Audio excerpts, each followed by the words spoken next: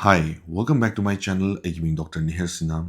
And ngasi si video sida pick na lelaga mitup siem ki ba mi magi 4 days after surgery lang satpagi process tu zuk yeminasi.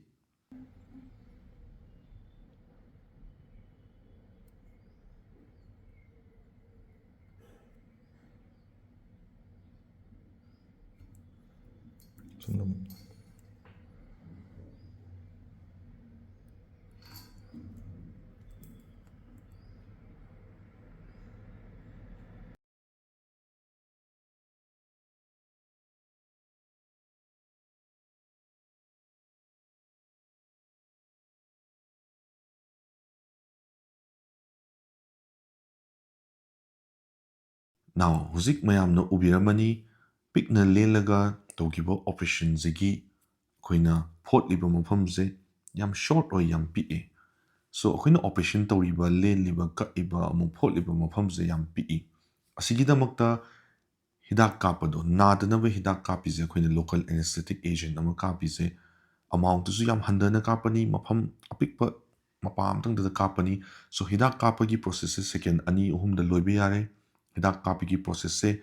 yamna short chu oire aduna hena nungairani haitare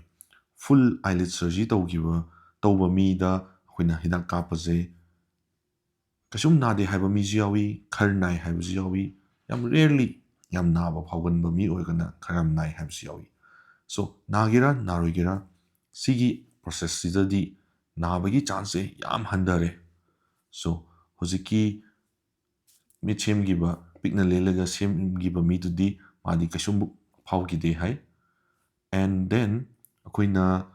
operation ze pikna lelega area amtang na tawbanina operation ze zu hen quick oire tawbu proper technique ta tawba madaka oi mithup to phajana tanaba and permanent result ta leinaba then akoina pot liba mafam ze yamna short oibanina scar do we tendency zu yam handare normal eyelid surgery da zu full oina lenba da zu phajana nana tawragadi scar sung lei lei taw ziawi or line ama hapitang ubu ziawi and in very rare situations mi yam rare oina scar khale biawi adu scar legira leroigira scar lebigi chance se sigi operation pick na len bazidana hen handare so dark lebi chance handare and operation tawbigi awaba nungai tabu hidak kapagi aduzu handare and operation zu ture hena comfortable oire and most important thing mit ngangkhat pa pomkhat pa yam handare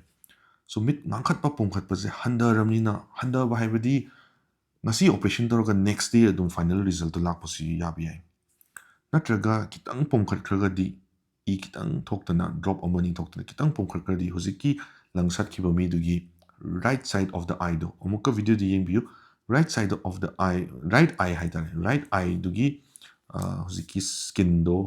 right eyelid do aduna kitang ngangkhatli kitang pomkhatli adusu yamna di nate just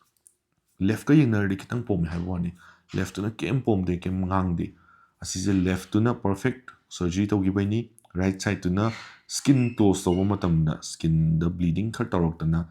kitang ngangkhatle kitang pomkhatki but asigi khopom jidi normal eyelid surgery de ga yengnaragadi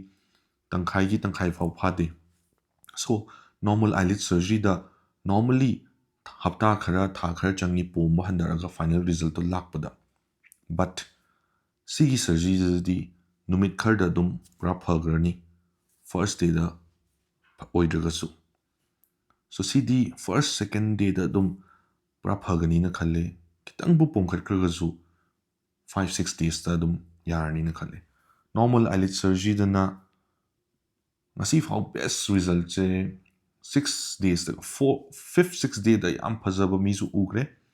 yam pomkhat tabagi yam nana tabagi but ayamba mi da di weeks khara mi khar da na months khar changmu zu yawi proper final result to lak na ba so si sina recovery su thure yamzu pomdre process su nungaire and awabu su oitre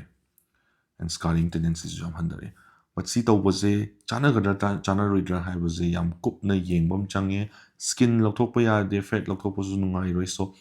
skin lokthok ta bida khoina skin lokthok pa darka oidaba mi oiragadi yam phare skin lokthok pa khar darka oiraga zu khoina kitang ꯄꯤꯛꯅ ꯂꯦꯜꯂꯒꯁꯨ ꯈꯔ ꯆꯥꯎꯅ ꯋꯥꯡꯅ ꯂꯧꯔꯒ skin ꯈꯔ ꯈꯟꯊꯔꯒ ꯑꯩꯈꯣꯏꯅ ꯌꯦꯡꯃꯤꯟꯅꯕ ꯇꯥꯔꯦ ꯃꯤꯟꯁꯦꯟ ꯑꯃ ꯄꯥꯏꯔꯒ ꯑꯩꯈꯣꯏꯅ ꯅꯝꯃꯒ ꯌꯦꯡꯕ ꯇꯥꯔꯦ ꯗꯦꯠ ꯑꯩꯈꯣꯏꯅ ꯄꯤꯛꯅ ꯂꯦꯜꯂꯒ ꯄꯣꯏꯟꯠ ꯑꯃꯗ ꯐꯤꯛꯁ ꯇꯧꯕ ꯀꯥꯟꯗ ꯁꯨꯃꯥꯏꯅ ꯔꯤꯡꯊꯨꯞ ꯇꯥꯒꯅꯤ ꯑꯗꯨꯒꯤ ꯂꯥꯛꯏꯕ ꯔꯤꯖꯜꯇꯣ ꯇꯥꯗꯣꯏ ꯃꯥꯟꯕ ꯔꯤꯖꯜꯇꯣ ꯄꯥꯝꯖꯕ ꯌꯥꯖꯔꯕ ꯑꯣꯏꯔꯒꯗꯤ ꯁꯤꯒꯤ ꯄ꯭ꯔꯣꯁꯦꯁꯁꯦ ꯇꯧꯕ ꯌꯥꯏ ꯑꯩꯈꯣꯏꯅ ꯑꯗꯨꯃꯥꯏꯅ ꯌꯦꯡꯕ ꯀꯥꯟꯗ ꯑꯄꯥꯝꯕ ꯁꯨꯡꯇꯥ ꯇꯥꯗ꯭ꯔꯒꯗꯤ ꯁꯤꯒꯤ ꯄ꯭ꯔꯣꯁꯦꯁꯁꯦ ꯅꯨꯡꯉꯥꯏꯔꯔꯣꯏ ꯁꯣ ꯁꯨꯃꯥꯏꯅ ꯇꯧꯔꯒ ꯀꯨꯞꯅ ꯈꯟꯃꯤꯟꯅꯔꯒ ꯗꯤꯁꯥꯏꯠ ꯇꯧꯕ ꯌꯥꯏ ꯗꯦꯠ ꯄꯤꯛꯅ ꯂꯦꯟꯕ ꯑꯣꯄꯔꯦꯁꯟꯁꯦ ꯇꯧꯕ ꯌꯥꯒꯗ꯭ꯔꯥ ꯌꯥꯔꯣꯏꯗ꯭ꯔꯥ ꯍꯥꯏꯕꯁꯦ thanks lot for watching this video ꯅꯨꯡꯉꯥꯏꯔꯗꯤ ꯂꯥꯏꯛ ꯇꯧꯕꯤꯔꯝꯃꯨ share and comment on the video and ꯑꯩꯒꯤ ꯃꯊꯪ ꯚꯤꯗꯤꯑꯣ ꯊꯥꯒꯠꯂꯛꯄ ꯃꯌꯥꯝꯒꯤ ꯅꯣꯇꯤꯐꯤꯀꯦꯁꯟ ꯐꯪꯅꯕ subscribe to the channel and bell icon ꯗꯁꯨ click ꯇꯧꯕꯤꯔꯝꯃꯨ